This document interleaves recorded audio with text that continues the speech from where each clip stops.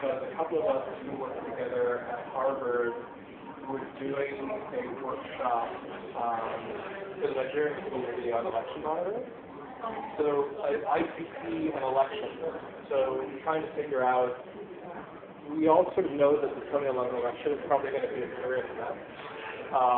And there's no voter register, and they just decided to throw out the old voter register. And so if you know you're going to have a bad election, is there anything you can do with ICT just to sort of do some citizen monitoring of it? So can you make a map of like what polling places were open or closed? To use a short code to do like emergency messages for people who are being committed to voting. Even if the situation is going to be really bad, are there pieces of it that you can make a little better? So we did 2 days on that in Abuja, in fact, with a lot of sort of young techies there. I don't know if any of you have run into this guy, Egghead Oluwale. If you follow one guy in Nigeria, he's the guy to follow. He's a very frequent Twitter guy.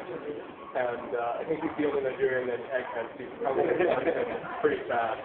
His head actually does look like an egg. It's kind of, I don't know where he got the name, but it's actually very appropriate. And then we went down to Lagos for about 3 days to do some work with Nollywood directors and film stars to talk about whether ICT is going to change that field at all. And they're mostly paranoid about it because they're convinced that everyone with a computer is stealing their movies, which might be true, except that the answer is piracy is sort of the price of doing business, and it's probably just means your product is priced too high. And so we were trying to explain that in India, there's almost no video piracy anymore, for the really simple reason that you can buy a Bollywood film for about 50 rupees, which is about $1. And so that there's no market for what we ended up sort of learning from our friends there was that the same guys who make the films also run the piracy studios. So these guys are all claiming that the pirates are putting them out of business. And what happens is I make film A, and then I pirate films B, C, and D. And so it's everyone against everyone. So it's craziness. So that's Nigeria. And then I came here Friday night for a meeting of 10 Plus Life. So this is the Ghanaian nonprofit that's been doing the African Election Project.